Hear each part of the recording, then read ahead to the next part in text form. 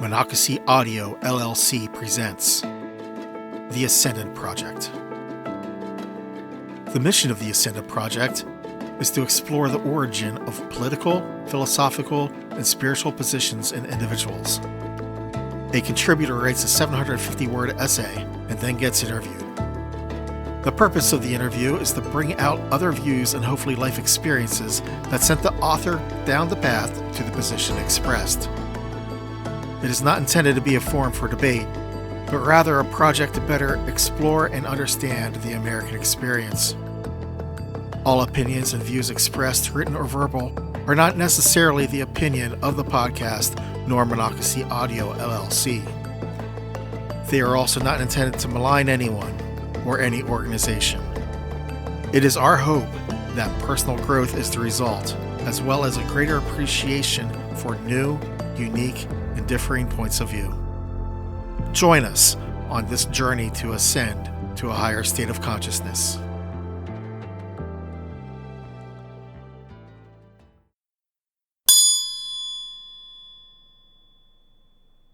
After I quit bartending and drinking, I found a voice, opinions, hills I was willing to die on that I hadn't realized or explored prior. When I was a bartender, my boss at the time asked me to essentially keep my opinions to myself so as not to alienate any customers who may want to come in with differing opinions. This was during Donald Trump's run for president back in 2015. So I did what any good bartender manager would do, and I kept my opinions off of social media and only discussed them with people who had similar beliefs rather than stirring any pots.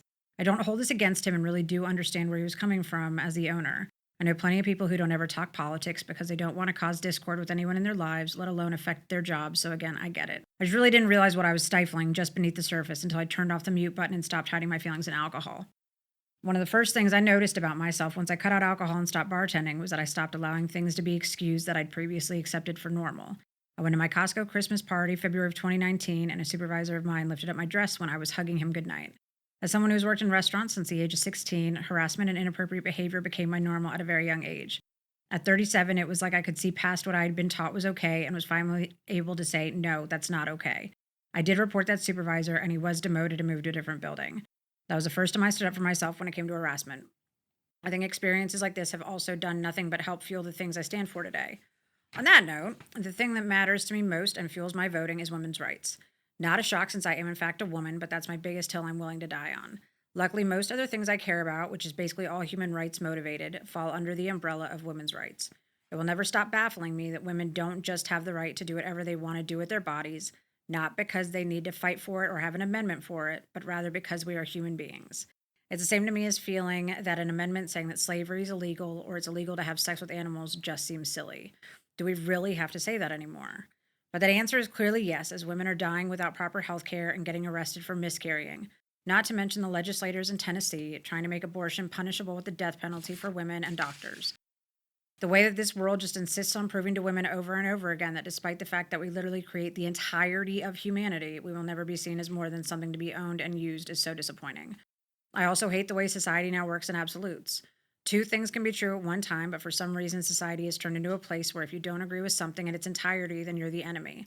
This is especially true since the woke left and extreme right came about. If you don't swallow their manifestos completely, then you get kicked off the party boat and can then be doxxed or canceled. There's no middle ground, and as someone who knows that outside of if something is actually a black or white situation, that the world exists in gray, the lack of an in-between drives me nuts. I'm hoping at some point we get back to a society where the whole matters more than the individual.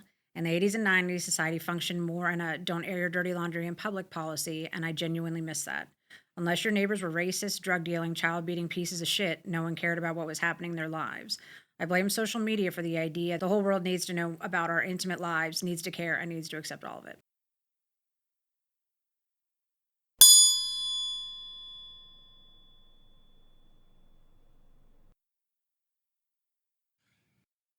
And we are live. Oh boy. Here we go. Three of us. So, we are here with Kirsten Voorhees. Kirsten. Have I been mispronouncing you for like 20 years? Mm-hmm. Most people do. But this is why if someone tells me they're they, them, and then gets upset about me not remembering their pronouns, fuck off. Kirsten. 'Cause I'm 44 years old and people still call me Kirsten. Oh, a fellow 44-year-old. Yeah. Well, thank you for correcting me. And I feel like I wish you had corrected me. Maybe you did like long ago. Like 20 years ago when we worked together. Yeah. Yeah. Kirsten. Yeah, it's Kirsten. My favorite word is fuck. It is a curse word. It is Kirsten. For unlawful carnal knowledge. Mm-hmm. Yes. I find it's a very good verb. And noun. An adjective and all everything. Things. Yeah, 100%. Yeah, for sure. It's a fucking good word. Yeah. Anyway, so yeah, I've known you since 2007. We were discussing this coming up the stairs. Elevator. Yeah, you made it sound real healthy there. That was not real. Well, I went down the stairs to see you. So that's how, You'll go down the stairs. Yeah, I can tell myself I'm somewhat healthy, but I'm lying to myself the whole time. Yep. Yeah, we worked at Reliable. We can say the name now because they no longer exist. Was the name of the company you worked for under NDA? Well, I mean, it's usually bad formed, like to talk about your employers on air. Okay. Is it? I don't edit things. Yeah. You're fine. Well, the 3 listeners, I'm sure, like they're just waiting for the day when you accidentally say the name of your company. Yeah. Which obviously Brian just bleeped out. Yeah, I didn't say squat. Yeah. I mean, I'll say your company the whole time, but that's just mostly because I'm plugging you. Yeah, well, you're helping out in this show. But from Reliable, then you became a bartender at various bars. Mm-hmm. And then you left bartending and start A Girl with a Mop. Yeah. Well, I mean, it wasn't like I had a choice. At the time, I woke up with a broken collarbone and had to go on disability. And also, I was working at Costco. Costco was going to change my life. Yeah. Costco was my saving grace, starting at $15 an hour, but I was going to get benefits and I was going to work my way up and get out of the bartending industry and save my life. And now I clean houses for myself, yes. But that was... Yeah. I've been doing that now for 7 years in May. Yeah. June, May. Yeah, 7 years in May for myself. So that's good. Congrats. Well, sometimes you shouldn't work for somebody else. Yeah. I get that. I completely 100% get that. Yep. You're up to your own standards. No, I'm just not a yes person. And if rules don't make sense, I can't follow them. ADHD does not allow that. So if it does not make sense, I am going to fight it because, like, Costco had this rule at the warehouse where we weren't supposed to talk to each other because it cut down on our efficiency. Except that I can do so many things at one time because I have very aggressive ADHD and I am a multitasking superhero. I'm going to talk. That's a dumb rule. It can apply to anybody else, but I'm going to talk. You cannot convince me that I cannot talk. I will talk. I will then get in trouble for talking because I'm not supposed to talk, but I will also not lose any of my efficiency. So I just shouldn't work for people. I never realized that about Costco, that they're not allowed to talk to each other on the floor. They are at the store. I wasn't at the store. I was at the online shipping warehouse in Monrovia. Oh, okay. Because they have a warehouse there. Like they call it a campus. Yeah. All I ever think about is Wall-E or Idiocracy with the Costco's now. They're expanding the one in Frederick. They're tearing down the hotel and building out Costco. And all I can think of is when they have the dinosaur museum in the Costco in Idiocracy. You guys have seen that movie, right? I have, yeah. Yeah. I think I did a long time ago. God, it's been a while. Rewatch. It's a documentary now about what's happening currently. Yeah. It's a live action documentary. Literally, they say, reading isn't just for fags. I'm like, oh, God, it is now. God, I tried to watch it a few weeks ago, and I was like, I cannot watch that right now. So, they have the warehouse that ships to the stores, and then they have like their online shipping warehouse. And I was Arnold. I picked stuff up and I put it down there. Wow. Yeah. Okay. Yeah, there's a. You got jacked. I did not, like and Arnold? I did No. get plantar fasciitis though. That's worse. Oh, They make you really? wear composite toe or steel-toed shoes, and then it is huge, and those shoes are just not good for your feet. No. Yeah, there's a Quaker cemetery that butts up against that warehouse. Like in the woods, like in the back. That it's like not on any maps that I know about. It's been like a decade since I've been there. Yeah. Wait, which warehouse? The one in Monrovia? In Monrovia. Yeah, because Bush Creek runs like right by there. Yeah. Yeah, and it's like right across the railroad tracks on Bush Creek. There was barbed wire, that you would have to cross to get there. But yeah, it's really kind of Look cool. at how excited you are. Like dead people, Mikey, dead things. Oh, I got like some photographs of that. I'll have to dig it up. But like. It's a very old cemetery. The the gravestones are like made of slate, and because it was before they used marble, and there's like all these trees growing out of the graves. It's like awesome. Creepy. It's creepy. It's creepy and good. Well, because they have those really old, some of them are even decrepit houses. If you go down the road with the bridge that the trucks get stuck under. Yep.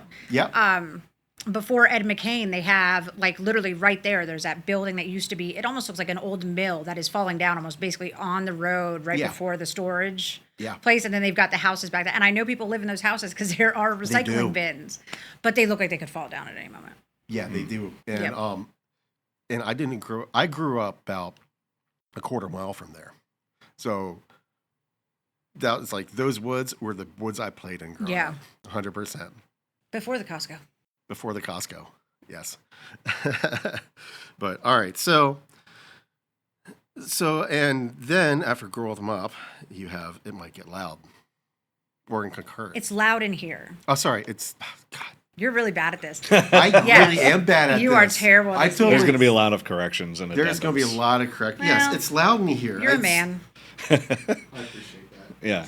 I don't. That's fine. It's just 2026. Trump is president. Men suck. So, yes, I started after Trump was elected, after he was inaugurated, I wasn't sleeping very well. Uh-huh. Who was? And my ADHD just got real busy. And so I started a podcast that I have on YouTube called It Is Loud in Here. Yeah, it's loud in here. Yeah. And then I just do it whenever my brain gets too loud. Like the most recent one I did about my ADHD, I did because I left my car running in a client's driveway for an hour and a half while I was cleaning their house. Yeah. And so that is normally a moment for me to go, your brain's busy. Why don't you? Yeah, I listened to that episode on the way up here. Yeah, you should get some stuff out of your head real quick because it's getting busy again. Yeah. Yeah. That's what happens. It works. Yeah. You know, there was this reminds me, there was a video I saw recently. It was a ADHD husband and their OCD wife. And it was basically just the wife following him, trying to keep up with putting things away that he had just randomly placed places. Yeah. But, you know, there's a kind of efficiency there, too. That is not my ADHD at all. Like, mine is not the starting and never finishing. Mine is the I don't start unless I finish.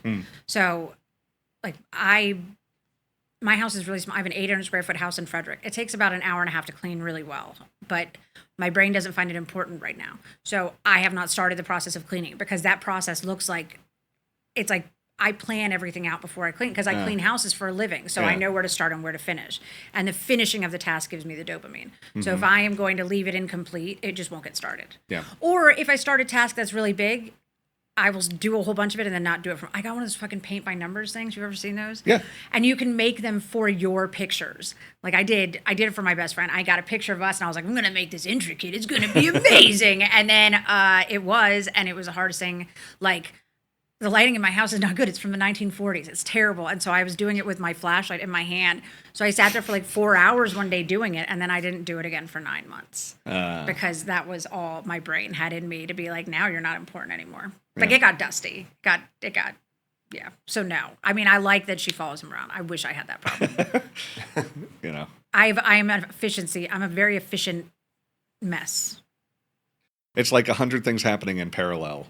And they eventually all lead to the conclusion of something. Well, mine is my brain. I've talked about this. Like the most recent episode was about my ADHD, but like my brain is very busy all the time, and it's like I don't know about all the ADHD people. I don't make any habits. You're not a spokesperson? What? You're not a spokesperson? I'm trying. I want to come up against Joe Rogan and his bullshit about how ADHD isn't real any fucking day now, sir. I will fight you in the octagon. So, no, I would never do that. That would be so bad. But I have faith that you would win. I would kick him right in the balls. Yep. So that's it for me and men, period. I'll just kick you in the balls and run away like a child. But I don't have habits ever. I know that if I don't feed my dogs, they will die. And I know that if I don't let them outside, they will go to the bathroom in the house.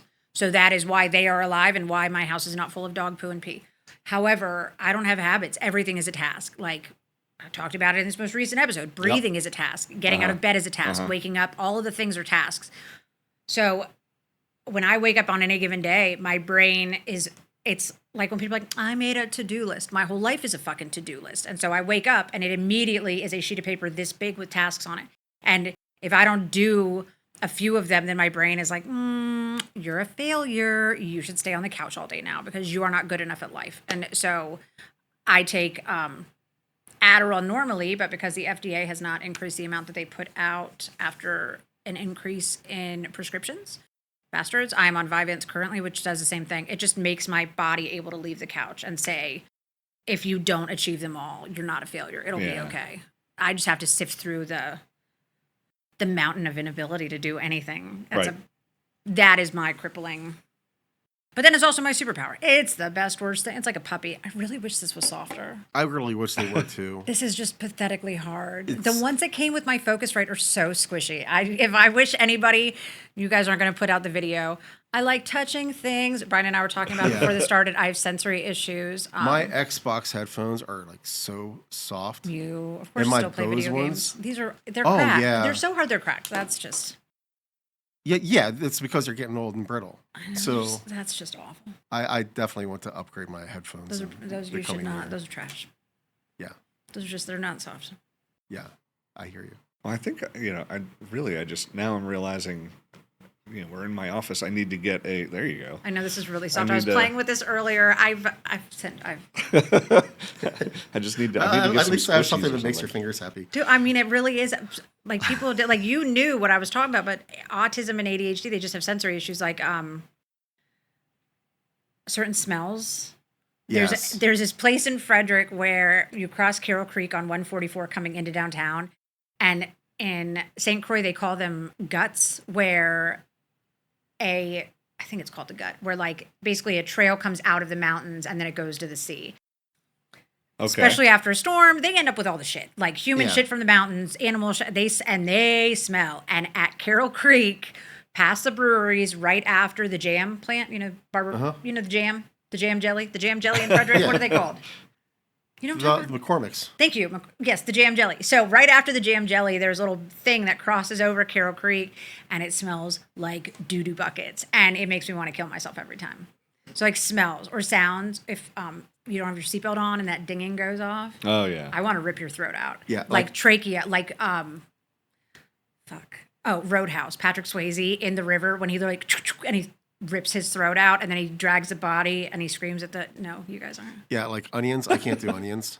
Yeah. I can't anymore. If they're too pungent, like I'll taste them for the rest of the day and I'll want to kill myself. For you, it's like a texture thing. It's a texture thing, but also I can't do pudding. Smell onions, smell body odor, and you'll realize they're the same fucking smell. Depends on the person's body odor. I tried natural deodorant one time because everybody was all aluminum causes breast cancer. I was like, I'm not gonna get breast cancer anyway. But I tried natural deodorant, and it's the only time in my life I've ever had body odor. Ever.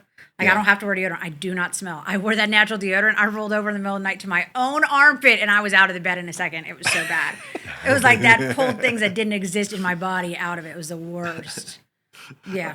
All right, so we're 15 minutes in, so we're going to get to the first standard question, which is summarize the article. Oh, I can do that. That'll take nothing. So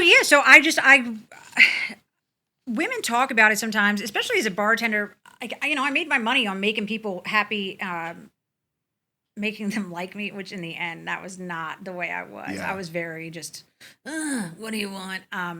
Not in like the old lady at the diner, like can I take you? What I just didn't. The cigarette hanging out of your mouth. Yeah, I was just very much in charge of that bar.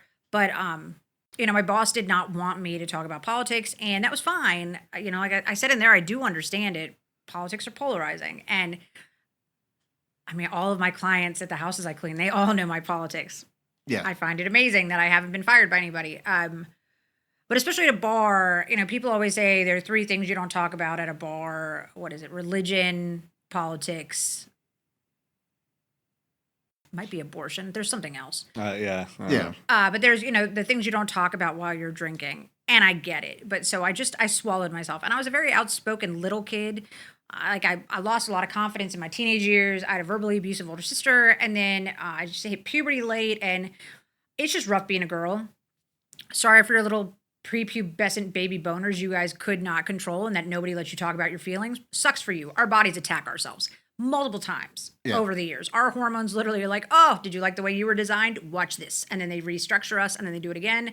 And if we have children because we're idiots, then they do it again. And I just didn't know who I was as a teenager. And then I followed the line of what I thought life was supposed to look like as an adult. You know, you're just taught that it's supposed to be, if you're from a household that actually values education, mine did. My parents are white collar. It was high school, college, job, marriage, somewhere in there. When you meet the right person, you'll have kids, buy the house, Picket fence somewhere. retire, yep, and then live the rest of your life. My parents go on a lot of cruises now. So that was what I thought my life had to look like. And I just ended up swallowing in word. I didn't realize that wasn't what I was meant for, or that didn't have to be my life. And I mean, I learned to shrink a lot of the parts of myself that I found since I got out of bartending. But yeah, I wasn't allowed to have a lot of opinions that could be polarizing as a bartender, because you don't want to affect the business of somebody's business that you are Right. working for. And then I got sober in September of 2018, not by choice. I just happened to wake up with a broken collarbone, because I like to fall down when I'm drunk. And I told my mom and my sister I would try to be sober. And 7.5 years later, here we are. So it worked. And through that, I ended up quitting bartending, and I quit Costco because, God, that was the worst. And they're a good company, and they pay their employees well now, and they've done a lot. They are a very company, like they're a very employee forward company, and I know that. But you are a number there. It's just a numbers game. If I quit, someone took my shoes. Possibly my actual shoes. I can't remember what I did with those awful shoes that caused plantar fasciitis. But so then I started a cleaning company, and then like the world just is not getting better. And there are all of these moments of hope. And I know that there are great people, and I know these things. But I told my best friend in 2020, when we had the election, that if he cared about me, he would vote for Biden, because of Roe versus Wade. And it didn't matter, because when RBG died and Trump replaced her, even though he shouldn't have, because semantics, I loved how they were like, no sitting president changes when there's going to be an incumbent. And you know what? Just, God, he's the worst. And so they overturned Roe versus Wade anyway. But like the series of things that have happened to women in my lifetime, they're just not good. And because men and God, it's just frustrating. And so after I got sober and all of these things kept happening, I just got louder with what I felt about stuff. And it's gotten easier to be louder because the awful things that are happening in this world are also very loud. Like, it is not getting less apparent how awful the people are. I've heard I listen to a lot of podcasts. I listen to some that are political. Mostly it's comedians that also do political things. Like I like Dave Smith. He's a libertarian. Tim Dillon happens to be a Republican. These guys both supported Trump. They do not anymore. And I listen to these guys, and they talk about it. Even Pod Save America, which is a very left-leaning one, they talk about how at least George W. had the kindness to lie to us. You know, his government, they lied, and they lied well. You know, it took years for us to figure out that the Iraq war was just, Iraq. And I say them wrong because I just happened to be 44 and we were raised that way. So it was a lie. And they fed us bullshit, but they fed us bullshit. And this time they're just not feeding us any bullshit. And when people talk about how Trump was going to drain the swamp and all he did was fill it with more alligators, and then he actually just took the alligators and put them on the top of the water and said, look, this is the swamp. We're not going to hide underwater anymore. And so, like, thank you for showing us in real time what you guys are capable of, but also, fuck you. Like, it is 2026. Something should be different. This is why I want to run for president. I'm really trying to figure it out. I swear I'm trying to figure out how to run for president. I don't know how. I have no money. So we need to go viral. Someone needs to understand that a good person could be president, not for money. I just want to rescue dogs. Just start with like a Indiegogo, you know? A what? Like an Indiegogo campaign. Or what's the other one? GoFundMe? Yeah, like a GoFundMe. Oh yeah, but I need the beginning of this, like the idea of it to go viral before I start the platform. Like I don't want to fundraise without the idea getting out there, because then I'm fundraising from people without any actually momentum, and then I'm just taking their money for no reason. But yeah, so I have found a power in it's like the audaciousness of our government and the people and the oligarchy and like all these people who are literally just standing on our throats in real time and not hiding it has given me a bigger voice. And I share at rehabs about my story of how I stayed sober, and I've got great female friends now, which I didn't have before because you just don't tend to have great people around you when you drink a lot. Because the people that drink a lot don't tend to be, just decent people tend to go home. That's not true. Shitty people go home too. But like, people that are okay with themselves don't have to be drunk all the time. And people that are not okay with themselves tend to have to be drunk all the time or find something. And so I spend my time when I go and share and I talk to women, empowering them and talking to them about how there doesn't have to be a man, or like this idea that you have to have a soulmate to be complete. Like, I don't want to be a we today. I want to be a me. I want me to be enough, because I was taught for a very long time that I was not even taught. I just learned that I wasn't complete unless there was someone else, and I wasn't okay unless there was someone else. And I have amazing friends and amazing dogs, and I have a great family, and all of those things feed the part of me that thought I had to be with somebody else. And being alone has also helped me see how much bullshit is done to women. I love Maryland. And God, the way people whine about these new little taxes, it is so ridiculous to me that they whine about these dumb fucking taxes. Yes, it costs $16 more to do your emissions now. Fuck off. It's $16 fucking dollars. 16. And I know that it costs a lot of money to register your car. 1, 2, or 3 years. I get that. They didn't raise our taxes. Right? Yeah. It's not our taxes. It's not like our state taxes got raised. It's a thing. And if you don't have a car, it is a luxury tax. Fuck all the way off with your fucking whining. They are raising the actual income tax on all of the middle to lower classes, and they don't say fucking anything. And these small little things like, governor, take more money. Fuck off. I hate hypocrisy so fucking much. Like the gas prices. Yeah. Yeah. So no, I keep getting louder and I keep getting more adamant. And women are the start of it. Women for me are the big, like, people that are like, what do you care about? I'm like, women's rights. Like, that's it. I'm like, that is it. But under that falls other rights, right? Like, in human rights, I care about racial equity. We need to all be the same, because we are all the fucking same. We're just humans. And I do think that the media fueled a race war that didn't have to happen. Mm-hmm. Like they've talked about it, like how the rich have literally just ruined our society, because if we are always infighting, then we're never stepping up to them. Totally makes sense. Bury them in their bullshit and they'll never watch what you're actually doing to them. The masses can't stand up if they're literally not paying attention. But there is systemic racism. It's worse now. I think they've made the problem worse. I think they inflated a problem that wasn't that bad, and they made it worse by creating these incel sad little minions of miserable little white cucks sitting in their basements, jerking off in their mother's money, who don't leave their house and are like, I'm oppressed because I'm white and girls won't fuck me. Nobody wants you, you piece of shit. Get out of your house. You have created your own misery. So sorry for your luck. God help you. Leave your fucking house. So the media made everything worse. They did. They made everything worse. And I hate what happened in Minnesota with Renee Good and Alex Preddy. And then I've heard influencers, and they tend to be minorities, and they'll be like, look at the white people being shocked. White people got killed. I'm like, oh, no. I wasn't shocked. I'm a woman. Y'all been killing us forever. Before there were ever racial slaves, men just took women. We've always been at the bottom. I mean, it varies. Like, I am above black women, obviously, because I'm white, so I'm clearly better. But like, you didn't see me do the jerk off motion. If this is only on sound, that was sarcasm. But women have always been the bait and switch. Like, you guys conquer something, what do you take?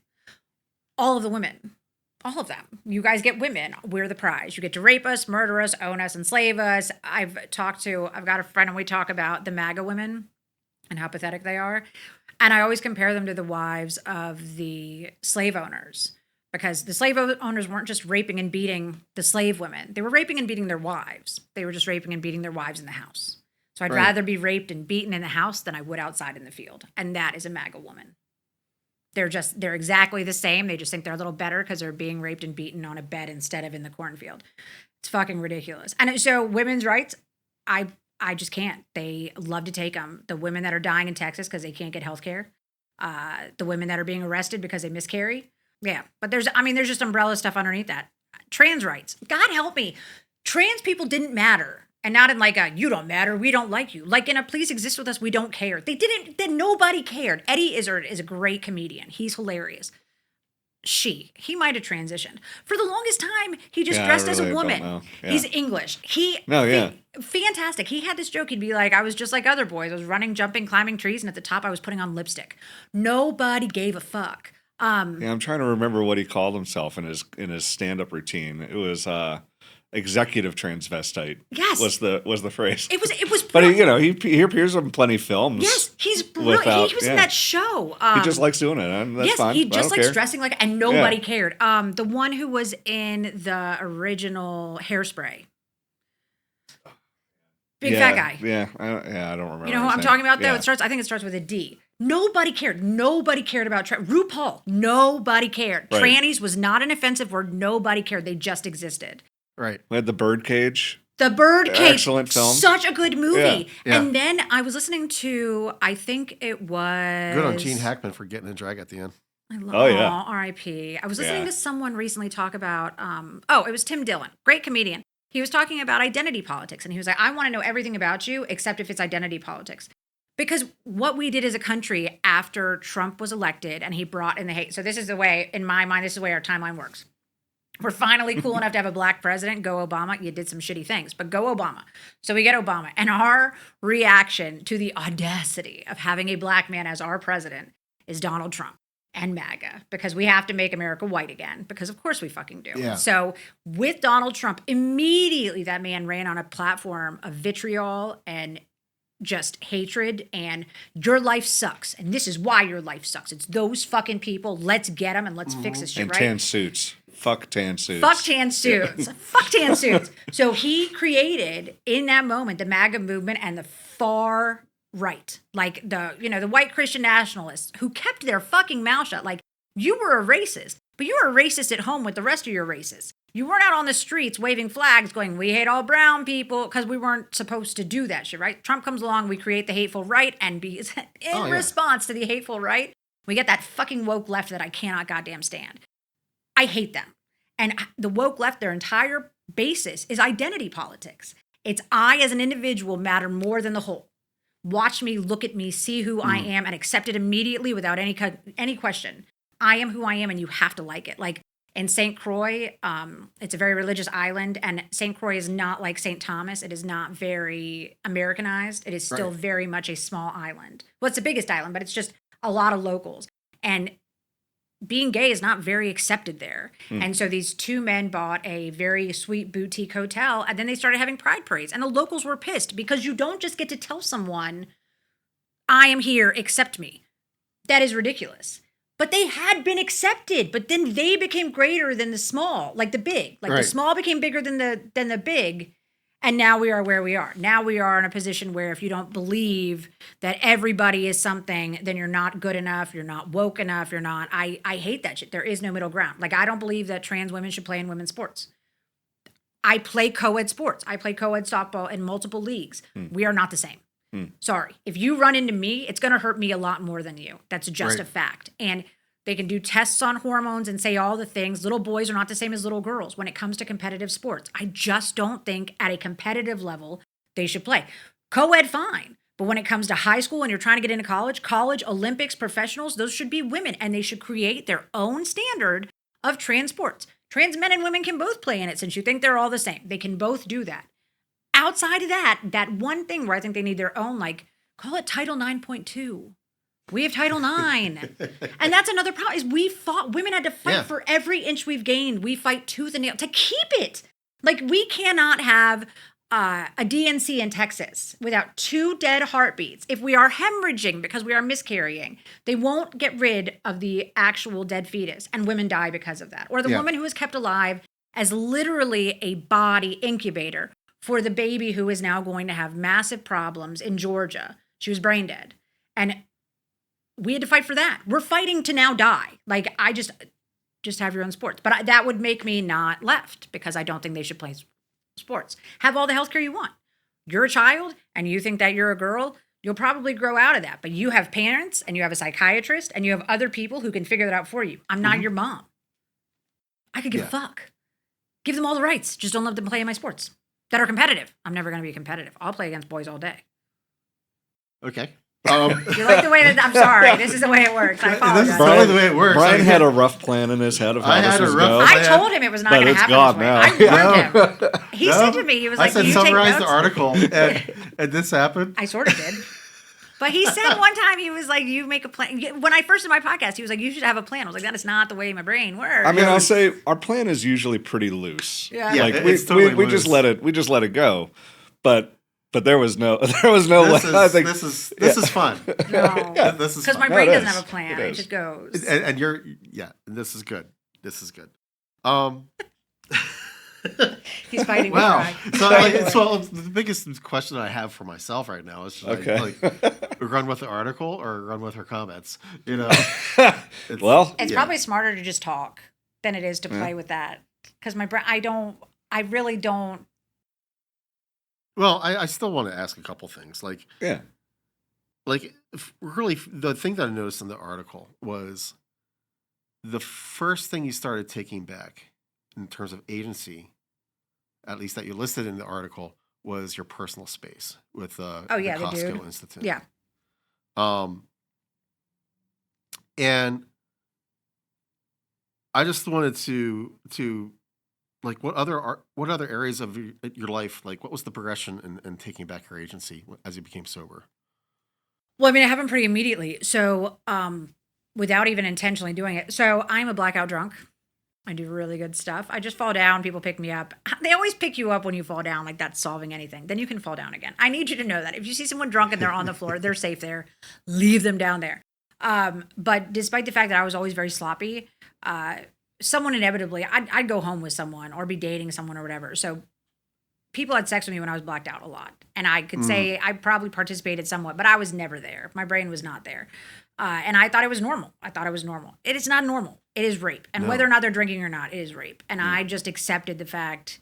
I thought that was going to be my life. I thought that my life was going to be a series of working, 60 plus hours a week, barely getting by, drinking when I wasn't, and waking up in places with no idea what happened. So after I quit drinking, immediately I had agency over my body sexually, which is a very big deal. And I didn't realize until much later that I was consistently being like, the first time anything had happened to me where someone was inappropriate, I was like maybe 10. I was at the pool with a group of friends and we were jumping off the diving board. Herndon Community Center had an indoor pool and then they had a hot tub right next to it. And when we came up off the ladder, there was a grown man, I think in his 30s, sitting on the edge of the hot tub, and he had a towel wrapped around his waist, and then underneath the towel, his bathing suit was pulled over and his dick was exposed. And so every time one of us came up the ladder of the diving board area, it was me and at least 4 friends. We were a group of children. We saw his penis. And I did not know as a child what it was. I didn't even remember that memory until within the last year. And that was when I was maybe 10 years old max. So when I was 15 was the first time I blacked out and woke up in a bed naked. When I was 20, I was raped. I didn't think I was raped because I had sex with him previously.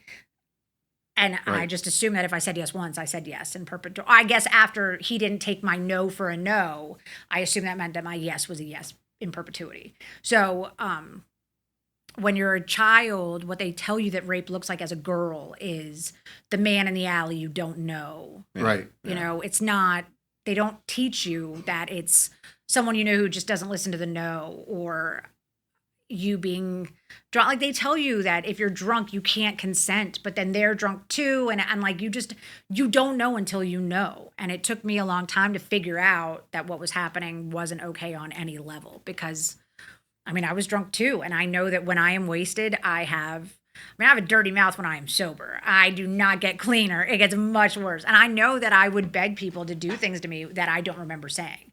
So like, how do I hold them accountable for something I asked for? So, one of the biggest things after I stopped drinking was that I stopped getting raped. You know, if I had sex with someone, it was a choice and a conscious decision. And I still, even after that, I still struggle with not defining myself through sex sometimes. Like, it feels good to be wanted. It's just a human nature. And like I said earlier, I spent so much of my life thinking that someone should want me that sex is a very easy way to just like, look at that. Instant dopamine, and someone wants you, and figuring out that was not enough either. Like, that was not okay. Like, I didn't need to base my value off of my body. But that was the biggest way that I took back agency. And then, I mean, like I said in the article, like there was a manager at Lala's when I quit, and I was quitting because of him when I ended up getting sober, because I just got wasted at my second to last shift because I made so much money. And he was a toucher. And that's another thing I hate about bartending is people thought they could touch you.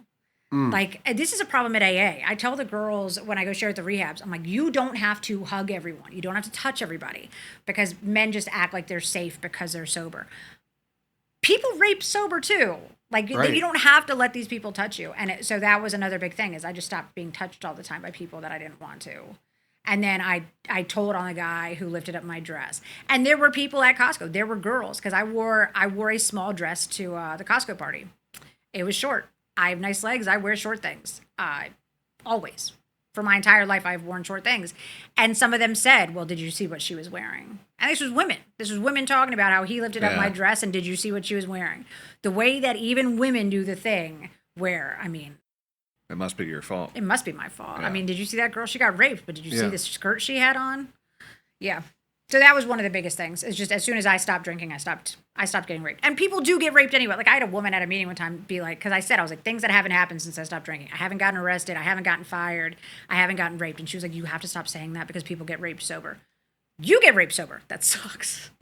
Not to downplay the fact that she got raped sober. I haven't gotten raped. Like, that's one of the things that stopped for me. It's fine. Right. Yeah. But yeah, that's the biggest way. Okay. Yeah, I think, as you're talking, I don't really have a question here. I'll just share an experience. But like, I remember I used to work at Borders. I remember talking to a friend of mine. I still friends. You worked at Borders? No, I was Books A Million. I had to okay. I know. So See, I worked at Borders too, different ones. So I was hoping that, But I remember talking to a female friend of mine, and this was like right after I had my first daughter. And I hate being the guy who's like, I have a daughter, so whatever. But that's not what this is. But I had two younger brothers growing up, so it just wasn't like a thing that I thought much about. Yeah. But like hearing about like some of the experiences my female friend would have, like going to clubs or parties and people just being like incredibly inappropriate. I remember in that moment just being so very mad that this was the world that I lived in and just had no idea about.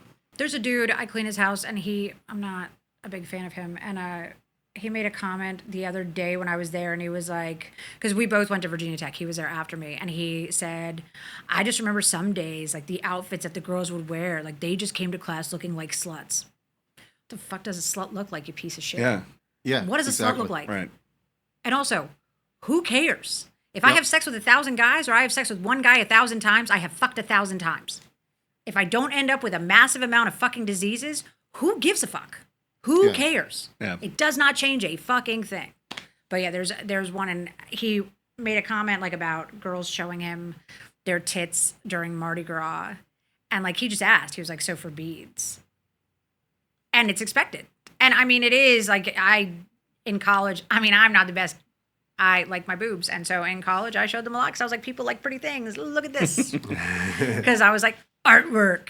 Don't get my face in the picture. If I run for president, there might be pictures of my boobies. But not my face. I had standards with those digital cameras. God, 1999. But yeah, no, there's 100% a different standard for women. If I walked around asking people to show me their dicks, like literally, just show me your cock, the reaction, mostly probably people would be upset with me, because men tend to have mid dicks. But I mean, general population not walking around with porn penises. But yeah, no. I mean, can you imagine the reaction? And men do just expect. And then I saw this thing the other day on the internet, and it was some girl talking about how a man is like, how dare you dress like that? Like, you're not leaving much to the imagination, are you? Stop imagining me. Right. Stop imagining 100%. me naked. You don't get to take your little brain and now use me in your fucking spank bank. I don't care what you think about when it comes to my body. Yeah. If I wear little clothes, it's because I want to wear fucking little clothes.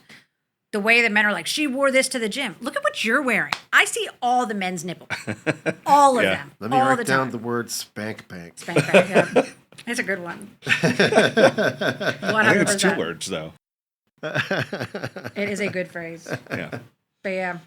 All right, so Julius, you have to like show her your tits. Yeah. Well. It's cock or nothing. I am serious. Cock or nothing.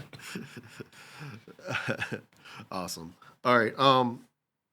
So we talked about agency, which is good, and one thing I also want to bring up, which I think is also plays in your favor. Oh, go me. Back, and you actually already mentioned this a little bit. Back at Reliable, one of the things that like made me take notice was you always spoke truth to power, and you didn't take Jack from. Who. Oh, yeah, no. Because I'm not a yes person. And when I showed up for your last shift, you also got into a little bit with your manager. So you have something about speaking truth. I don't remember this. Yeah, but so you have a trait of speaking truth to power. And I think that strength that's in you has helped fuel your sobriety and has helped, lead yourself out of darkness. So I just wanted to tip my hat to you and acknowledge that. Oh, thanks. Yeah. Sure.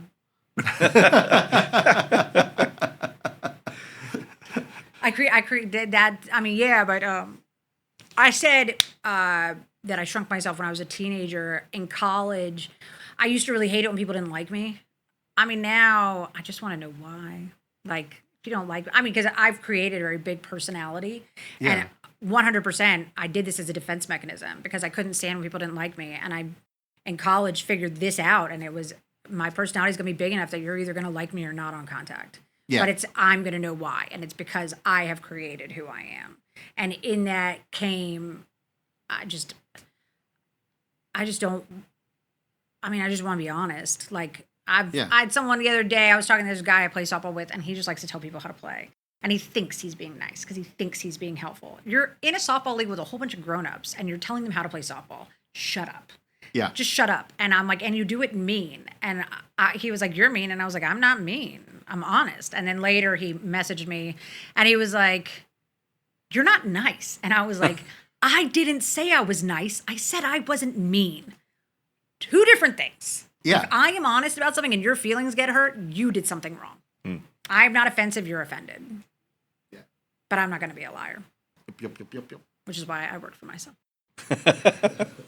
So, back in the essay, I am really happy that you said that you didn't use these words exactly. You said women's rights are human rights. That's what you said exactly. Feminism is human rights is what I heard in my head. Please expound on that because I think you're 100% right. Okay, so I had this talk last year. I went on vacation with the best friend, and we, prior to vacation, we were sitting in his family room, and his son's girlfriend was leaving, and she said, oh, my mom wants to move to South Carolina one day. And I was like, oh, that's fun. I would never live there. They don't have women's rights.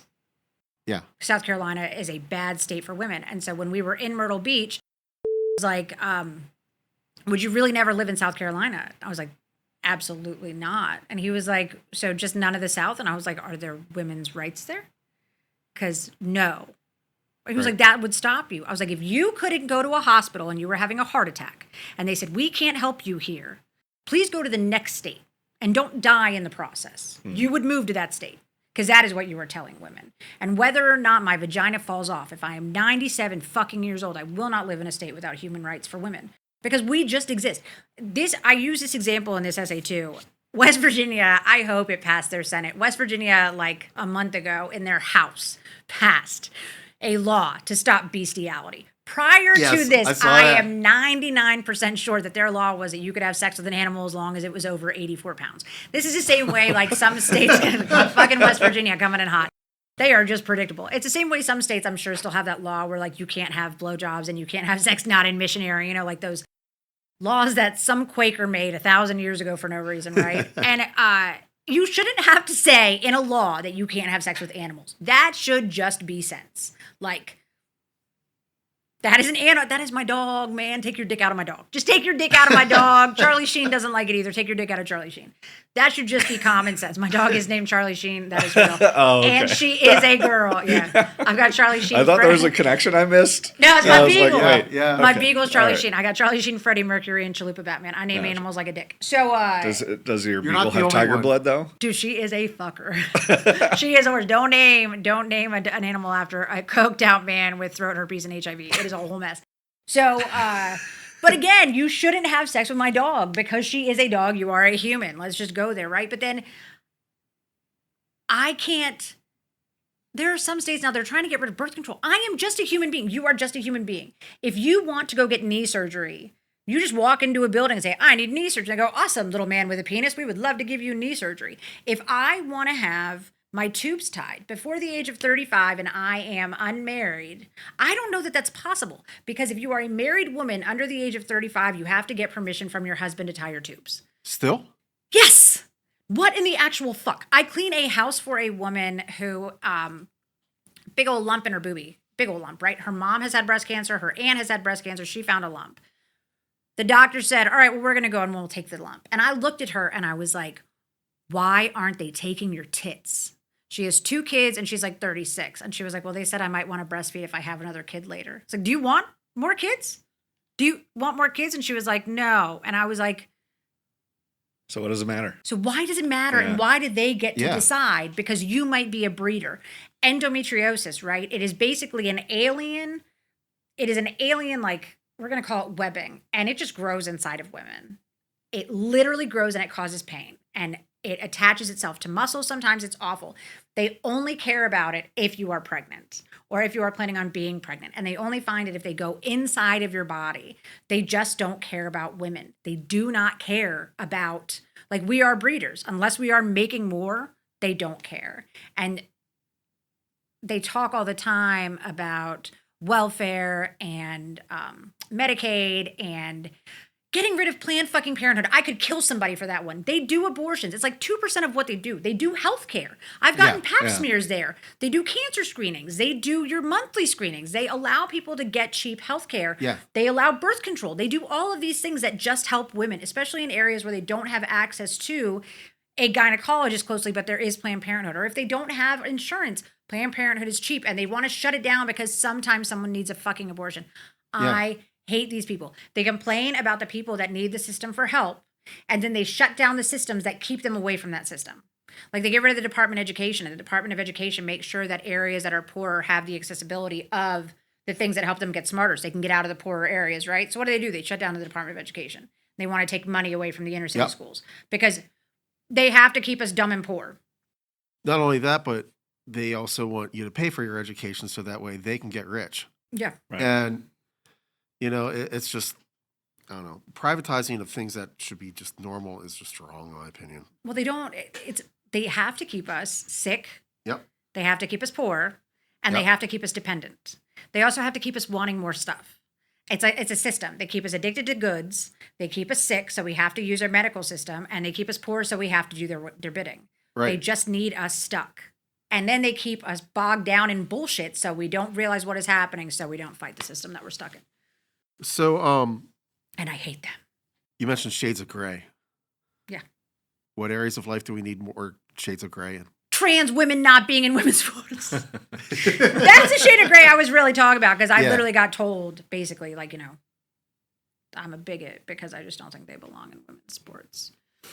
Well, I mean, the thing is people like to classify people as they like to pigeonhole things. You know, 100%. pigeonhole people, and you can have a spectrum of views.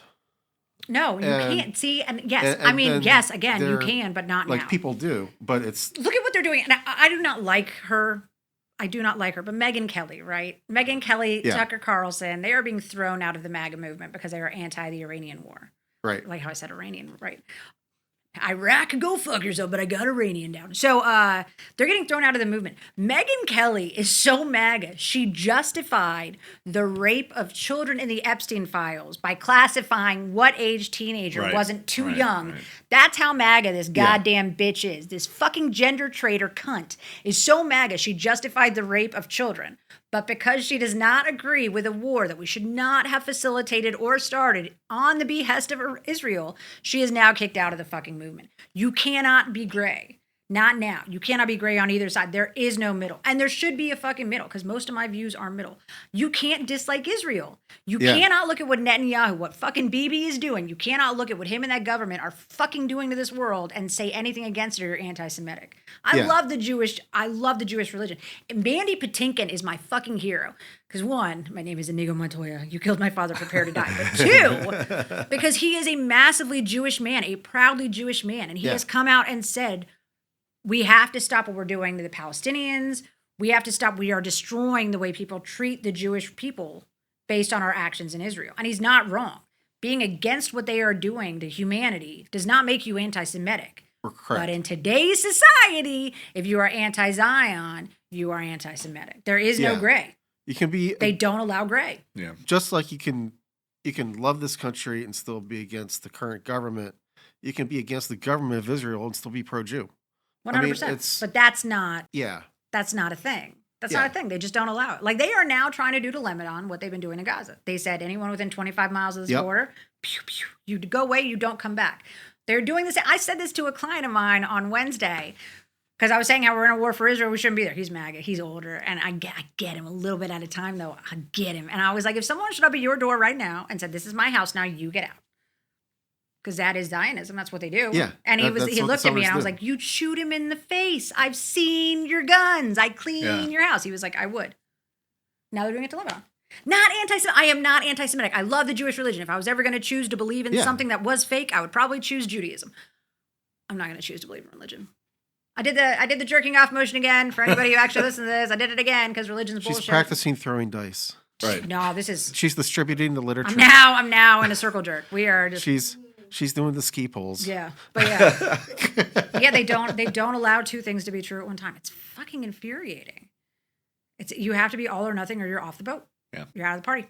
I guess she justified the rape of children. Megyn Kelly justified the rape of children.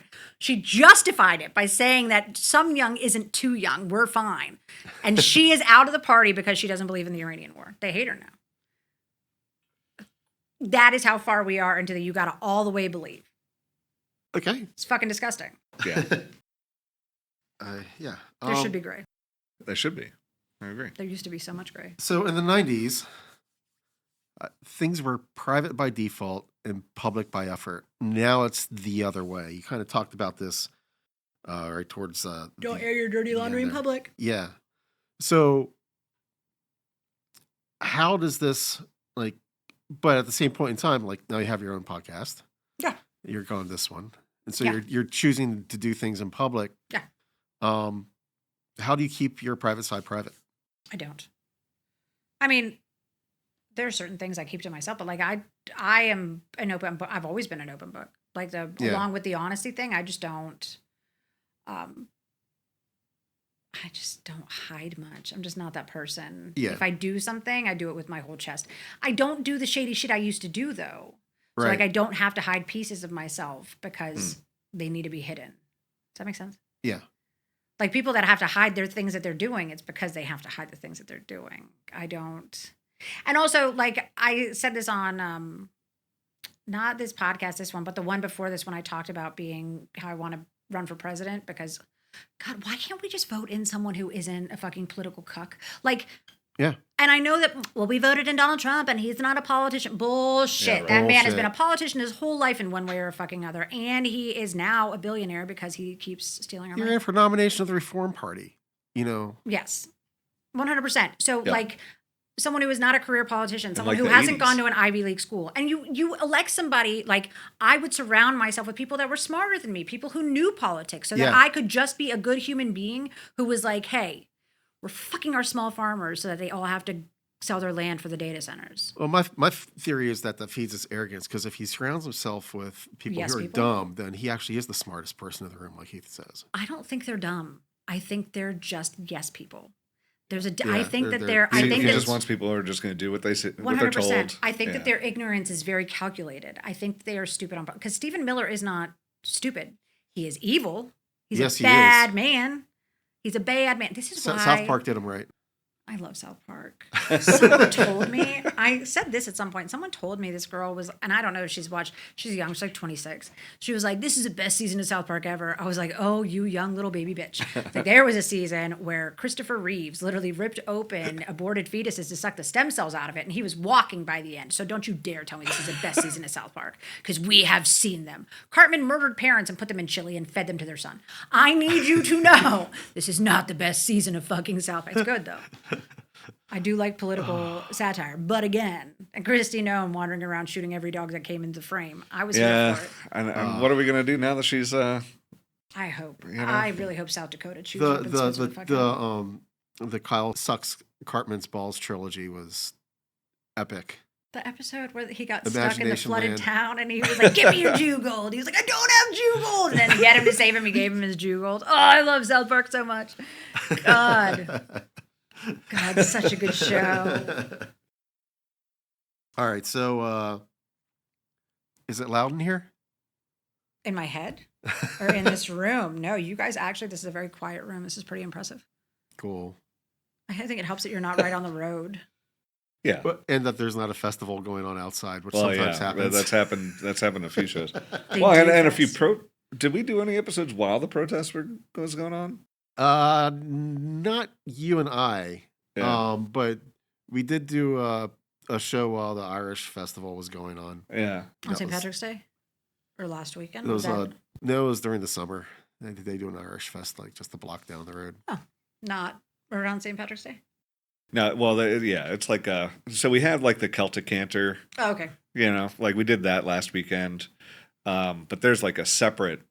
It's almost like calling it a Renaissance fair is way overselling it, but it's got that kind of feel, I guess. Really, it's like one aisle of like wooden shops. It's like wares. Yeah, that's it. Nice. That's basically it. What's the one thing you want people to take away? Don't swallow yourself. Don't shrink yourself for other people. Yeah. Have convictions. I hate hearing people say, I don't talk about politics, or like this chick that I used to be friends with, she posted on Facebook the other day. I've never wanted to punch a bitch in the cervix so hard in my life. I need you guys to realize that what we should be worried about right now is just growing closer to Jesus. Bitch, your boyfriend his parents are from El Salvador. Now, they are legal citizens, and that is fine, but they are the wrong color to walk down the street if ICE is out. They will get picked up. They will get questioned. They will probably be kept in a box for months before it is validated that they are citizens, and you're talking about getting closer to Jesus. Have a fucking opinion.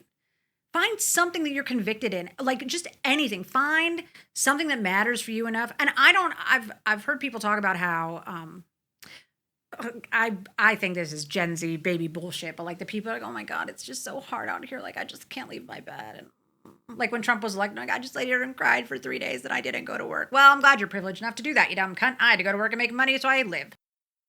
Right. Two things can be true at one time.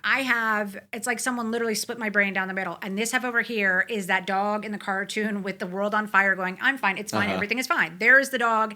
And then this half has a business where people don't fire me, and 3 dogs that love me, and a little house that I can afford to live in by myself, and family and friends and hobbies and a life. And I know that I have a great being on this side, and I'm paying attention to the rest of the world on the other side.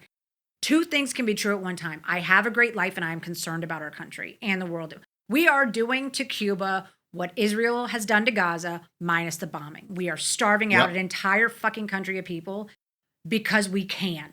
And those people have nothing to do with the government, and nobody is talking about it. Yeah. I mean, we are the villains. Again, I said it the other day on Facebook, we are the villains, capes optional.